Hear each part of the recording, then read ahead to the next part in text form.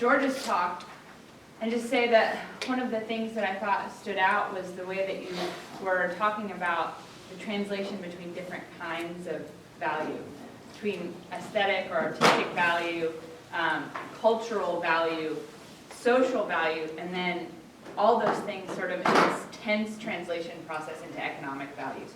The economic value of the cultural worker as laborer versus the state certified worker as laborer, and also the translation between the aesthetic value and the cultural value of the project row house in its impact in the community, but then the young mothers paying rent and that $9,000 a month shortfall is a translation of that value into economic value that doesn't represent the cultural and social value. It in fact represents a negative economic value.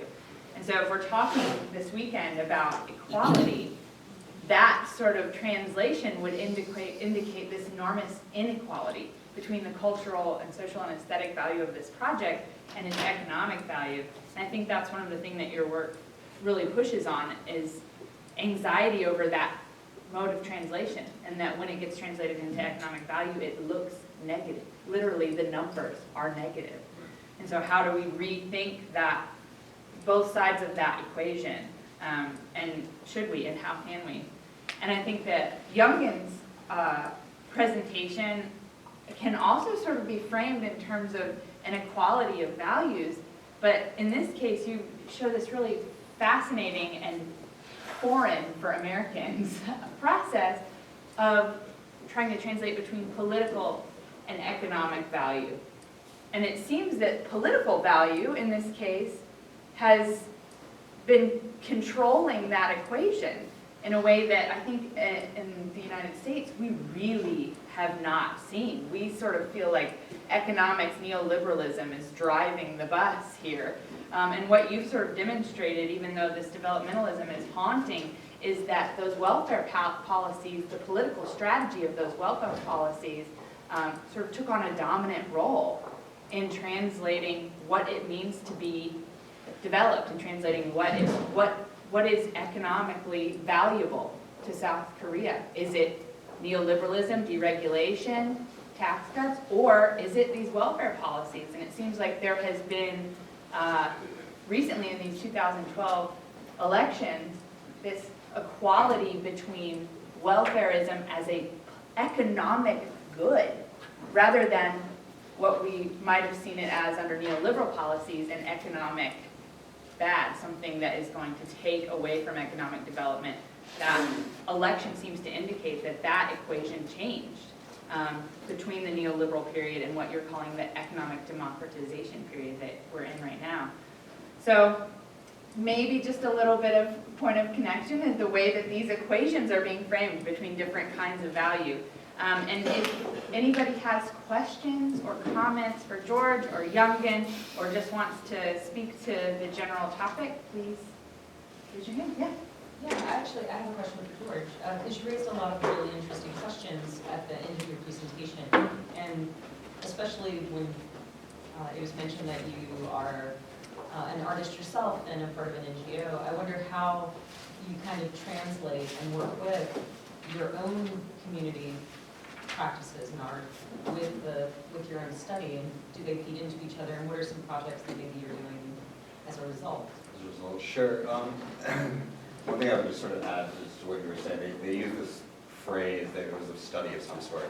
And for every dollar spent on the arts, $14 is put into the community, right? Which seems great, and we use it sometimes to sort of trumpet our own work, you know, it'll give us money because look how well we leverage it. Really, in some sense, it's every dollar that, you know, every dollar that's spent on us, $14 goes somewhere else. And there's this very strange sense of subsidizing, right? So you go out to eat, and basically it's like, you know, you have an art event, someone puts $1 in our donation jar at the front, and then they go off and they spend $14 a person at the restaurant next door. And it doesn't totally equate. I mean, in the work we're doing in the take that I think is a little bit different at elsewhere, is we're looking kind of at art as driving community building process, and kind of in the role of planning. So we're not building a campus like Project Row House is and other artist organizations are.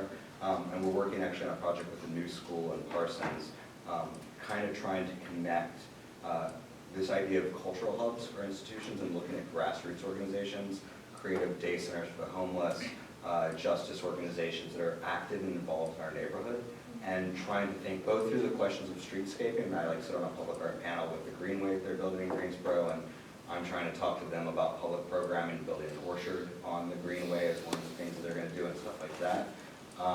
And at the same time also developing plans, working with architects nationally to think about sort of more integrated streetscaping. So when people arrive at the bus depot in the center of town, that they'll walk to the IRC, which is the homeless people experiencing homeless resource center, or they'll walk to various nonprofit and social service organizations that are operative and have been operative in downtown, which was kind of abandoned up until 2003 and was cheap rent.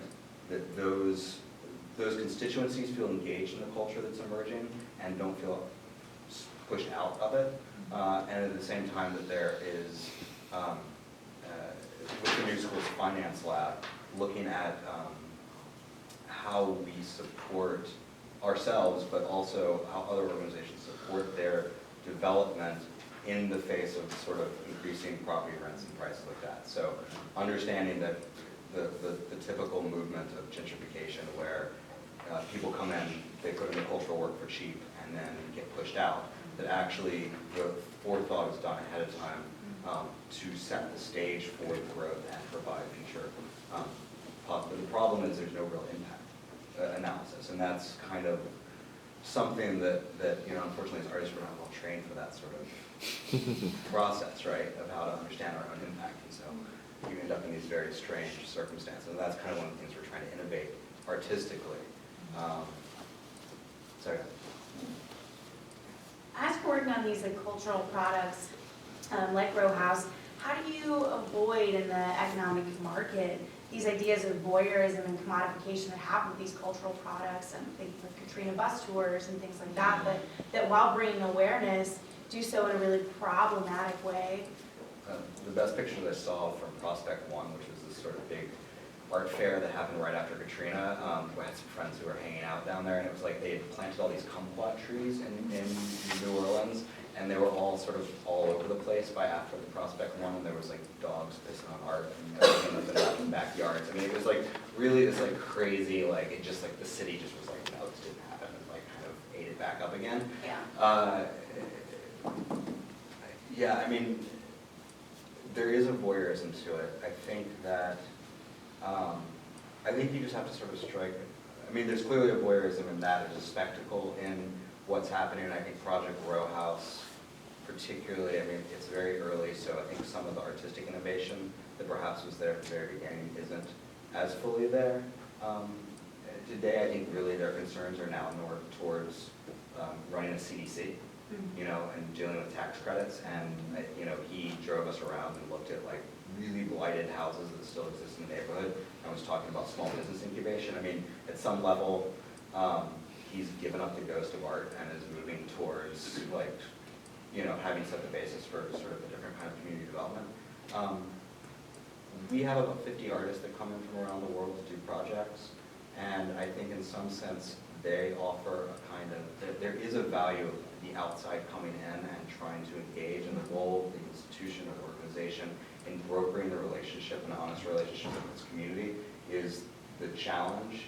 And we just brought an Apple Shop, which is a 40-year-old arts organization from Whitesburg, Kentucky, built out of the war on poverty, using media to tell activist stories of miners and communities in Whitesburg. And we connected them with these nonprofit organizations in our community. And just in this weekend, it's been such a generative process. In some sense, the activists and social justice networks in our community, after 10 years of us operating, are finally like, oh yeah, you're on our team? Cool, like let's do some stuff together. And it had to do with having to broker that relationship between, you know, an outsider coming in with some street cred and the artist. But, you know, we had an artist from Jakarta that came in, who looked at the parking issues in downtown Greensboro, and I was like, this is absurd. Like, you know, what are you guys talking about, parking issues in downtown Greensboro? And he had done this thing where, it's hard to even describe his projects, but like, going into marketplaces in Jakarta and getting people to sort of do these small performances in the marketplaces, or a video of him carrying a minnow from a polluted pond in the middle of Jakarta to a more, you know, and it's like tin motor, you know, mopeds driving to the city with people with like, I mean, causing total street chaos to carry this minnow in their hand to this like less polluted water. And so he saw our parking situation and like created this whole guerrilla-style musical chair thing in parking lots all over the city, where people would come to the parking lots and they would generate traffic and try to encourage people to get into this parking. It like scared people, and some people loved it, and it was like this weird thing. You know, so there is a little bit of the voyeurism also that the outside brings into these situations that actually can be, that causes communities that don't think special, in some ways don't think that they're in any way unique, to see themselves uniquely in a new light, and there can be some value that's generated out of that. Chris, and then George, we've talked about this before, but I want to bring Younghan in on this too. Could you kind of contextualize, put a larger context on the political economy? We've talked before about kind of where either projects like yours or Project Row Houses fit into trying to kind of de-center what has become almost impossible to make art based on the rent prices, the kind of traditional art strongholds of New York, Chicago, Los Angeles, San Francisco. And Younghan, I wonder, you know, if the situation is the same in Seoul, and if there's any policies as part of the figures you described to kind of get artists to kind of redevelop, you know, urban, possibly blighted housing of the same nature outside of Seoul, which I would imagine is kind of the major artistic production space in South Korea.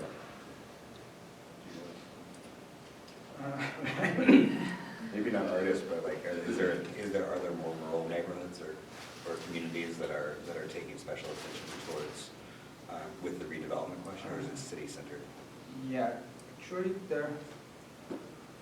I'm not expert in urban planning and art sector, but interesting enough, such a policy for developing art center or the idea of design soul has been a lot adopted by the previous government. So between the 2007, 2008, the previous mayor of Seoul pronounced that it is time for Seoul to develop such an art center and kind of a design soul. So rather than simply building another building or construction, he tried to make some beautiful some streets and some skyscrapers. However, yeah, interesting enough, such an idea of the art center or urban planning has been a lot of adopted by the new liberal kind of regime rather than current political situation. So it's quite very different discussion on thinking of alternative idea of the way of developing small town or street for the artistic ways. I mean, for arts, I think certainly there's a move away from the center. I mean, you end up with policies and foundations where, at a very, you know, it's the same kind of. I don't want to say it's quotas, but it is sort of a like how many. You know, we look at our geography of who we're funding, and we realize that 70% is out of New York or San Francisco or LA, Houston. And we look at our funding and say, we show up on the thing on a little spreadsheet, and it's like Greensboro, North Carolina. Where's that? Oh, that sounds, we could find, And at the same time, also we have certain access not to funds because the composition of the boards, art places is a good example, which I think ultimately we should get, but it's a Ford Foundation NEA consortium grant for this sort of thing. And a lot of the decision-making is based on who the board members are. The board members are collectors often, right? So there's also this, you end up in places like Miami where there's a huge collector base, and so in a certain sense, you know, you have programs that collectors basically are inside trading, so they produce art spaces where they then feature the artists that they're collecting that then are doing these kinds of projects, right? You know, and then you don't end up with that in other places. The real challenge is how you balance sort of at a very practical level, like earned income versus donor income. A place like Coleman Arts Center, which exists in York, Alabama, has no donor income, no independent, you know, so they're grant to grant. If the Warhol Foundation decides not to fund them, then there's no art center in York, Alabama. At the same time, you also end up in Greensboro, Alabama, which is 20 minutes away, with the rural studio out of Auburn, producing really crazy projects like Pie Lab, which started off as a design collective, sort of like what you're talking about, like these design interests. The design collective that was starting, you know, ran a pie shop out of a house, and you had to stay there and like draw, and you had to eat your pie there. Well, it got taken over by like a GED programming thing, and basically now operates as this like where you would walk in and think it was like a Brooklyn pie shop, but it's like in the middle of York, Alabama, or Greensboro, Alabama. Across the street is Hero Bike Collective, which is a job training program also sort of produced out of Urban Rural Studio that just sold bamboo bikes to like Google. So they're paying people to make these handmade bikes that then Google is buying fleets of. So there's, and I think that goes to the voyeurism question as well, the outside. The only thing I would say to that is that there's a kickback toward this notion of regionalism, right? There was a big push in some point where like you did regional art, and then it was like the southern region being like, we make good art too, just like you New Yorkers, and the New Yorkers being like, oh, we'll give you some money, great. And I think there's a kickback now that's sort of like we all recognize it's a global field. Well, and to refine that, I mean, are you seeing, like, from art school graduates, like, just like, you know, screw this, I'm not gonna, like, you know, work 60 hours a week and make art for 2 to pay New York rent. Like, I can't do it. Like, I'm going to go to a kind of regionalist identity in production. Yeah, let me tell it the other way. You have academic programs that say, well, we don't have to give artists studios anymore because we're post-studio, so we can save on studios, and the artists now work in the community, and we bring in fact, we don't even need a full-time faculty because we're gonna bring in hopefully people like me and others who then, you know, we'll then bring in for a semester, and we'll give these, and based on the quality of the people we're bringing in, gives us these artist students who then go in $30,000, $40,000 in debt, you know, for a 2-year MFA, and like, you're not gonna make that money back. I mean, you might, but the disconnect then is that the art market and the sort of social practice market don't necessarily always connect. Right. Right? So community work and like going to Basel and selling paintings don't always necessarily connect. I think this is going to be our final question. It might be fairly quick one. It's for Dr. Cho. I'm just sort of curious if the election of a female president was as big a deal in Korea as South Korea as it would have been here, and if her campaign, I guess if like welfare was framed as sort of like feminine or feminist issues, or if her campaign was more like, because the slide that you had of her on one side and her father on the other, so her campaign sort of pulled more on the image of her father or the image of, or the image of her, you know, feminine leadership or something. Sorry, that was like 3 or 4 questions.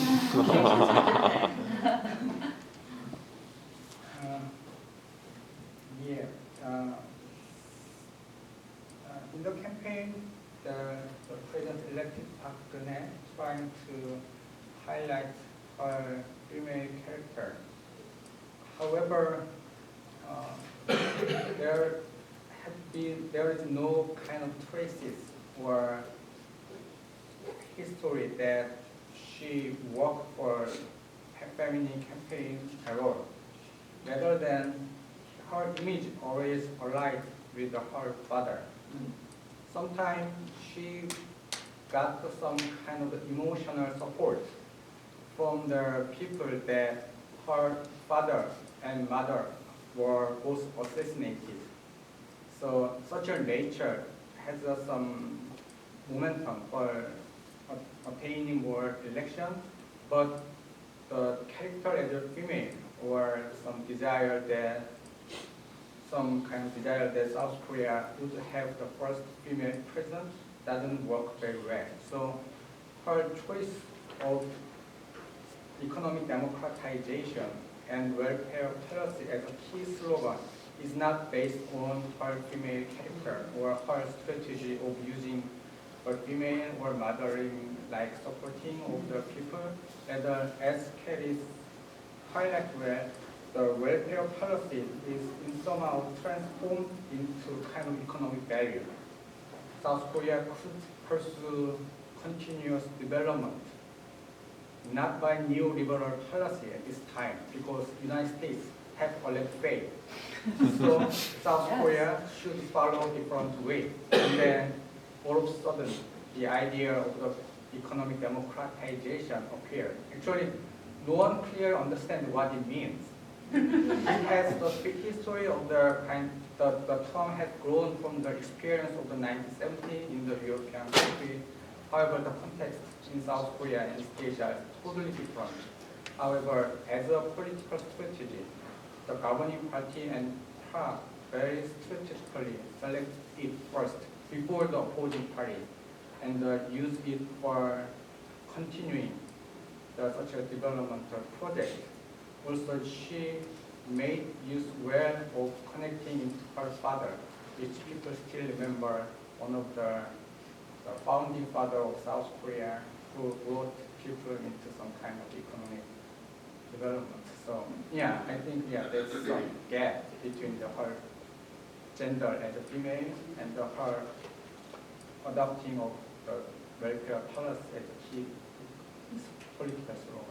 But after she was elected, I mean, were people like, we just elected the first female president? I mean, were people excited? Yeah. I mean, it's very small margin, and so there are very divided opinions for her.